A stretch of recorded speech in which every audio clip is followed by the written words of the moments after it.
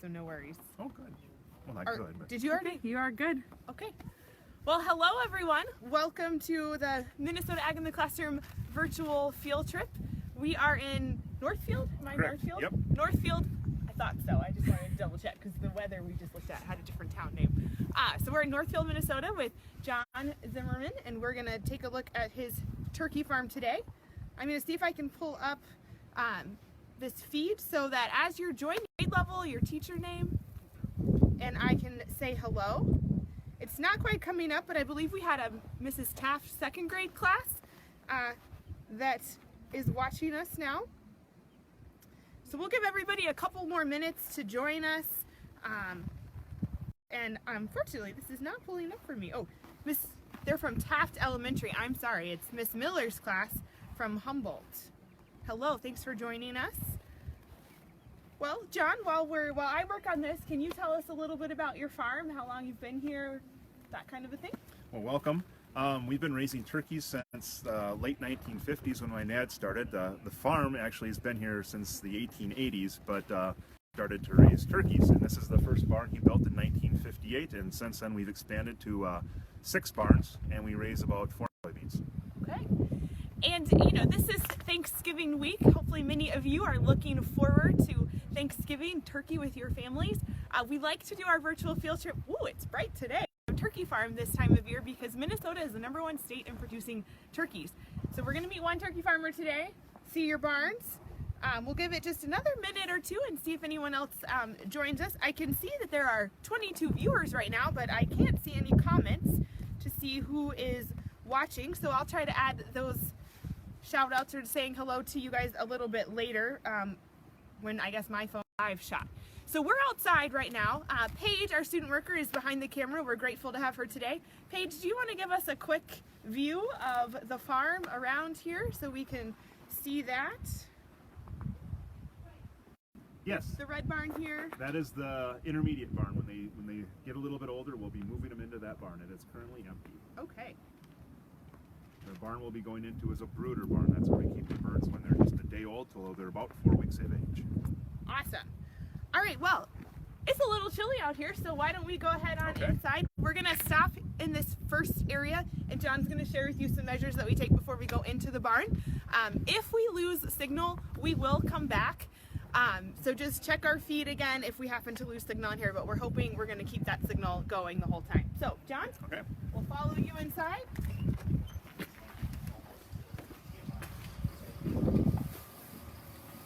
Good morning, everyone. My name is Sue Knott, and like Carrie, who you just met, I'm an education specialist with Minnesota Agriculture in the Classroom. And you can see I'm wearing something I usually do not wear, believe it or not, coveralls and plastic boots. And these are meant to protect the turkeys. So I don't bring any germs from outside or that I have from my children with colds or something like that that might make the turkeys sick. So I know John's getting his coveralls and boots on, and he does this every day, so these are a little bit nicer than mine, but yeah, and then we are going to go meet a bunch of turkeys. So John's changing his boots. I don't work on this turkey farm, so I got to put some plastic ones on, but we are going to meet a bunch of turkeys in this barn that you just heard about, and the temperature in there is pretty warm. So I was wearing my winter coat, hat, and gloves. Outside it's about 10 degrees, but inside it's about 80 degrees. So it's a little bit warmer for those turkeys inside there.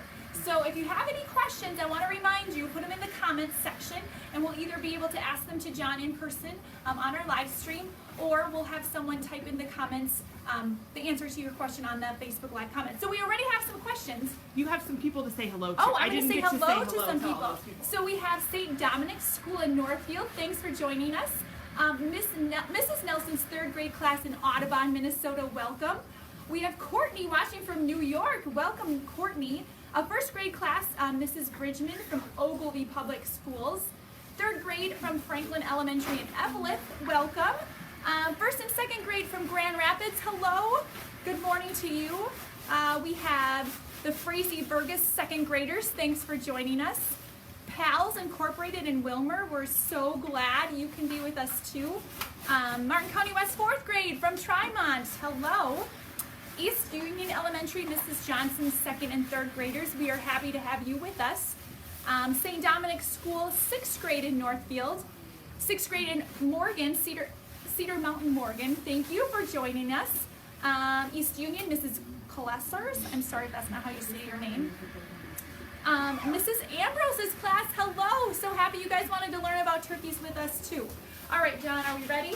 We are ready. Okay, so we are going to enter the barn. Follow us.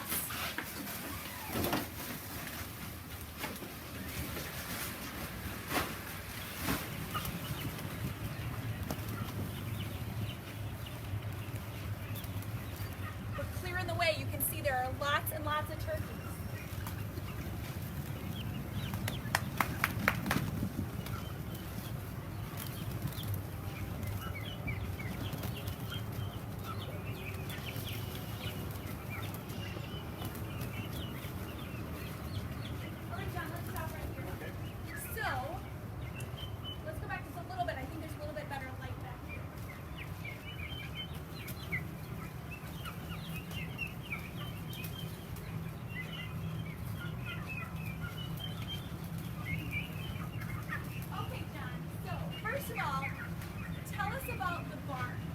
What details can you give us? Well, this is a brooder barn. So we get turkeys from the hatchery when they're less than 1 day old. And Okay. Oh, we're back. Welcome back, everyone. We lost connection when we entered the barn, which sometimes happens, but we're still glad that you're with us. Hopefully you can notice we're inside the barn. It's a balmy 80 degrees, and John's going to give us some details about this barn. So this is a brood barn. This is the barn where we get the birds when they're a day of age right from the hatchery. And we have to keep this barn very warm because the baby turkeys cannot necessarily regulate their body temperature. So when they first get in here, this barn is probably close to 90 to 95 degrees, and then we slowly lower the temperature as the birds get older. The birds in here now are about 4 weeks old, and they will be moved to a larger barn in the near future. So this is kind of the nursery barn, and then we'll move them to their teenager barn in a couple of days here. But in this barn right now, there's about 18,000 female hen turkeys. So 18,000, and how big is this barn? This barn is 200 feet long by 70 feet wide. So I should have asked you this ahead of time. Is that about the size of a football field, half of it? That's roughly the size of maybe half of a football field. Okay, so 18,000 birds, half of a football field. Correct. And these are 4 weeks old, and they've lived here since they were 1 day old. Yes. And they're all girls. Yes. So no boys. This is the all girls building. Yes. So there's a few features that we can notice. I see water. This looks like water and feed. Do you want to tell us about what your turkeys get to stay healthy? Yes. So early on, we actually have additional waters and feeders, but after a few days, we take those out, and they are just use these feed lines and water lines, and these are all automatically controlled, so the turkeys always have access to feed and water. And those are the feed lines. They're supplied with feed 24 hours a day, 7 days a week, and as long as they keep eating feed, we keep supplying feed. We don't limit that at all. These are the watering systems here, and they peck at those little yellow pendulums, and the fresh water is delivered, and they can drink water anytime they want. We keep that water very clean. We do chlorinate the water to make sure there's no bacteria or anything in the water also. And you can see there's several different water lines and feed lines, so they're never very far from getting a drink or having a bite to eat. All right, we have our first question. Carrie, what is it? Okay, we had several schools asking how many turkeys, but you answered that question. So another question from Finn is, why are the turkeys, oh no, wrong person. Anywho, Miss Johnson is asking, why are the turkeys white? The turkeys are white because we've bred them to be white. Many, many years ago, the consumer, the people who actually buy our turkeys, were tired of seeing the black feathers on the bird. They were hard to pull out, and they were leaving little black marks. So over time, we've bred them to have white feathers because the meat then looks better for the consumer. So it's what we've bred for the consumer over the years. You can still buy turkeys with dark feathers. They're called bronze or different breeds, but commercially turkeys are now always white. And is it a particular breed that's always white, or is it a combination? It's breeding, but in the turkey industry, it's also maybe more of a strain, I would say. It's just what the industry has developed over the years. Okay. They've selected for white feathers. Excellent. More questions, Carrie? Yes. Okay. Miss Halverson's class would like to know how the turkeys sleep. The turkeys sleep by shutting their eyes and going to bed. And do they sleep on the floor? What Yes, do they sleep on the floor. The lights in these barns go on and off during the day and night, so they have periods of darkness when they can sleep. And they will, if you look around, you can see birds that are sitting down. They usually just put their head on their wing or whatever and go to sleep. But there's periods of time where the barn is dark, and that's when they take their naps. But they do sleep in the floor on the wood shavings. And you mentioned the feeders, which are these red things. What do they eat? What do you put inside of those for the turkeys to eat?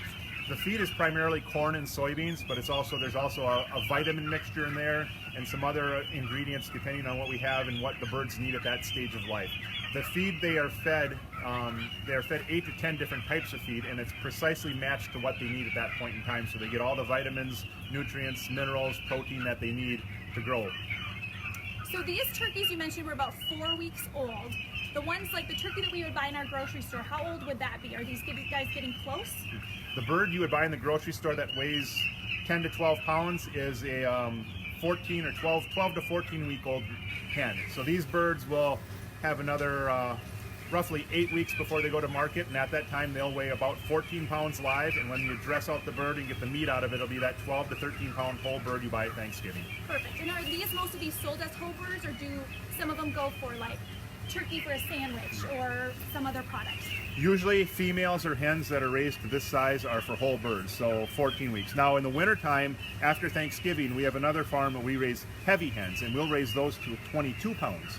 And that takes about 17 weeks. And those birds will be cut up into your turkey sausage, turkey bacon, turkey ham, all the other turkey products you can enjoy. So you guys raise turkeys for all sorts of different purposes? Yes, it's whatever the consumer wants, really. And so like during Thanksgiving, we raise more whole birds, but other times of the year we may raise heavier birds. And some people who raise the male turkeys, they raise them to 45 pounds and 20 plus weeks old, and those birds are the ones that you'll get your breast meat at your deli, your Subway sandwiches, things like that. Okay, a 50-pound turkey, so that's probably the size of a first or second grader, which is it's pretty big. So Carrie, more questions.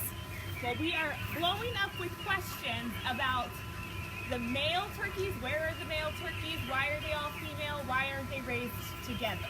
Okay. We raise all hens, other farms raise all toms. So at the hatchery, the birds are separated between males and females because they grow at such different rates. Now at this age, a male and a female will be about the same size, but about 7-8 weeks of age, the males grow much, much faster. That's why they can raise them to be that 40-45 pounds. The hens grow at a much slower rate. So we have to keep them separate because they'd be such different sizes. And then also, sometimes there's some aggression involved. And the end of that question. Oh, you're back. So we were talking about why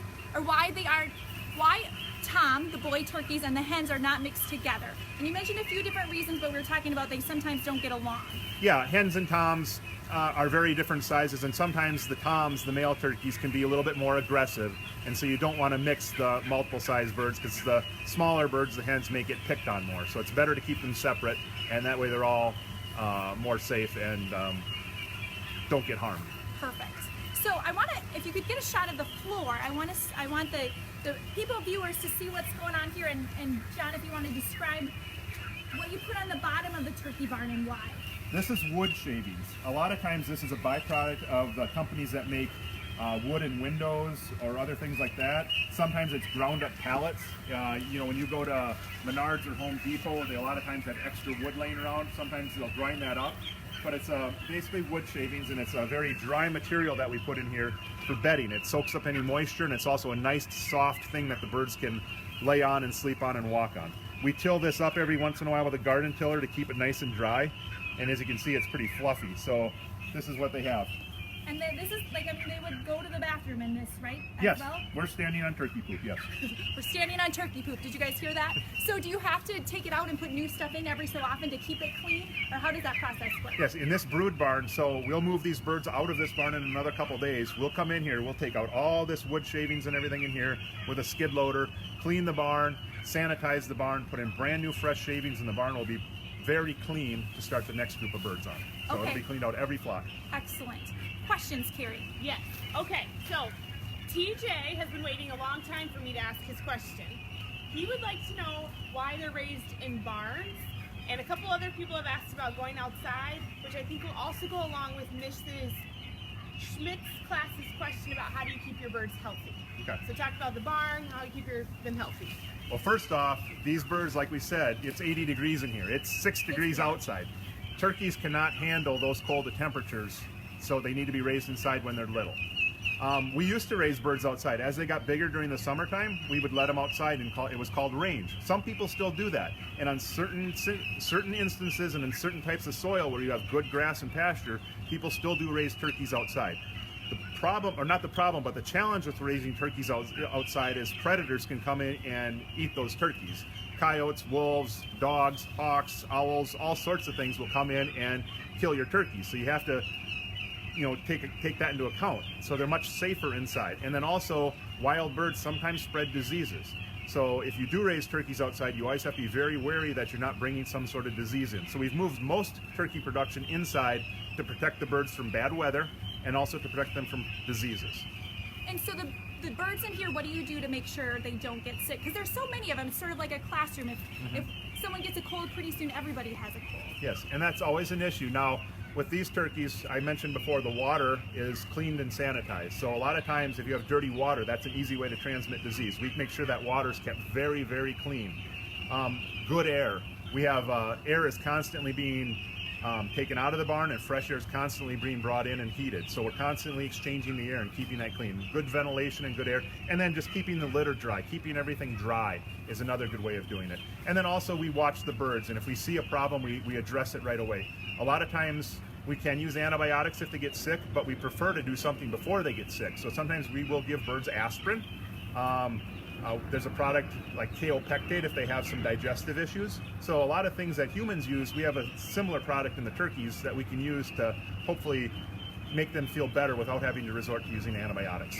So what do you watch them for health reasons. What else do you notice about turkeys? Maybe you can tell us the specifics about how they act. I see a lot of them kind of clumping up together. Do they have like friends that they hang out with, or what's the behavior like in turkey barns? Well, birds like to flock together. So right now they're kind of scared of us. They're not used to having 1, 2, 3, 4, 5, 6 people in white coveralls in here, so they're kind of a little bit scared of us right now, so they're backing away.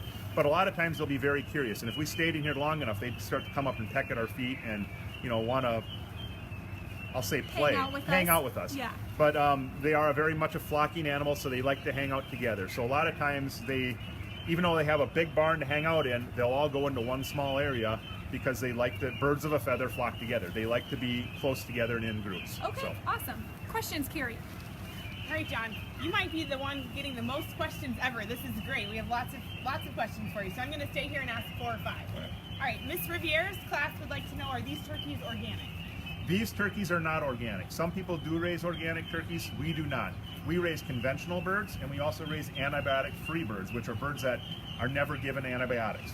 We can do that because most of the time we don't have to give antibiotics. And if we never give the birds antibiotics, we can sell them as raised without antibiotics. But if they get sick, it's my responsibility to take care of those birds. And if the best option, after consulting with a veterinarian, is to give them an antibiotic, I will, to make them better. That antibiotic is given to them for a short period of time, and then it is excreted from their system, and after that they're tested to make sure there's no residue, and the meat you get never has antibiotics in it, whether they're raised without antibiotics or not. Okay. So organic is a whole nother step. That involves separate feed and a lot more rules, and some people do it, but it's a very difficult process that takes many years to get into. So we have not made that leap yet. Some of my friends have. They've done it for a while, and they've actually gotten out of it because it just didn't work out for them, but it can be done. Okay. Along that line, Miss... Let's see. I looked at a spot. Okay, we're back.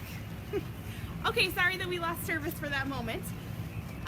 Miss Halverson's class would like to know how long it takes you to clean the barn. To clean this barn, we will move the birds out, like say by 9 a.m. in the morning. By that night, we'll have all the rest of the feed out and most of the shavings out. So maybe 2 to 3 days, maybe 4 if we have to clean it, extra good. But within 4 or 5 days, up to maybe a week, we'll have another flock of birds back in here. So we continue to get birds in here fairly often. They don't sit empty very long. Ms. Headland's class would like to know how you got into turkey farming. My dad started raising turkeys in the 1950s, and of course I was born and raised on the farm. I went to college as an animal science major. I was looking to be a veterinarian. Okay. But then my father died, and so I came home and took over the farm in the late 1990s, and it's somewhat of a family tradition, I guess. So I know you have a son. Grant is 4. Do you think he's going to be the next generation to take over this farm? It might be too early to tell. Yeah, but he loves coming into the barns, and he helps out when he can, but that's a choice he'll have to make when that time comes. It can be a good life, but it's also a lot of hard work. Right. Miss Halverson's class is also asking, how many different store brands or brands will these turkeys be sold under, or what brand? How would you find them in Yes. the store? Okay. There's all sorts of different brands out there. Genio is a big one in Minnesota, but our turkeys are processed in Marshall, Minnesota at Turkey Valley Farms. And they are, a lot of times when you go to a store and get the store brand, whether it's Hy-Vee or Cub or whatever, Essential Everyday, a lot of the store brands are what we bag for. Other than that, some of our niche market birds, when I say they're raised without antibiotics, go to Ferndale Market, which is over in Cannon Falls. So you can find them at Ferndale Market or Turkey Valley Farms, and a lot of times, like I say, the store brands, Essential Everyday, things like that. Okay. So with Thanksgiving just being 2 days away, is this a really busy time for you, or is it kind of just the same as the rest of the year? It gets a little bit busier because during Thanksgiving, the rest of the time of the year when we process birds, they're frozen. Okay. During Thanksgiving, they're fresh because we're selling them as fresh birds. And the schedules get a little tighter and things get a little bit more hectic. And we actually just sold our flocks for Thanksgiving last week. So right now it's actually kind of simmered lull, down, yeah. because these birds won't be ready until December. So up to Thanksgiving it gets pretty hectic. Then after that it kind of slows down until springtime again. Awesome. Well, we have a few more minutes, so if you have some questions, please type them in. We're not going to have time, I don't think, to ask John all of them, but we'll work to answer them within the comments of Facebook. So, Carrie, do we have one or two last questions? We do. The fourth graders at WEM are asking, where's the hatchery that you get your birds from? There's hatcheries all over the United States. We primarily get our birds out of a hatchery in Wilmer, Minnesota. But there are other hatcheries you can get birds from, but I specifically usually get our birds out of Wilmer, Minnesota. Got a couple birds over here that are warming up to us, I think, coming to check us out. Okay, continuing on, we'll have 2 or 3 more questions. Ms. Johnson's class is asking, how many times a day do they eat, or how many times you have to feed them? They're offered feed free choice, so we don't actually feed them. They have access to feed 24/7. So whenever they're hungry, they eat. Whenever they're thirsty, they drink, and whenever they need to go to the bathroom, they go to the bathroom. They can pretty much have free range within the barn. Okay, and we'll end on this question from Ms. Riviera's class. Do you know how fast turkeys run? Ooh. They can run pretty fast because there's times where a turkey, we need to catch turkeys to see how much they weigh or whatever, and they can outrun me. So if they want to run fast, they can run pretty fast. As far as miles per hour, I don't know, but Okay. they can be pretty quick. You wouldn't want to be in a race with one? I personally wouldn't want to, no. I don't think I would either. Well, thank you guys all for joining us. Thank you for asking all of the awesome questions. Thank you, John Zimmerman, for letting us come to your farm and sharing all of your knowledge. We did partner with the Minnesota Turkey Growers Association in connecting with John, so they have an awesome website. Check out minnesotaturkey.com if you have questions about how turkeys are raised in Minnesota.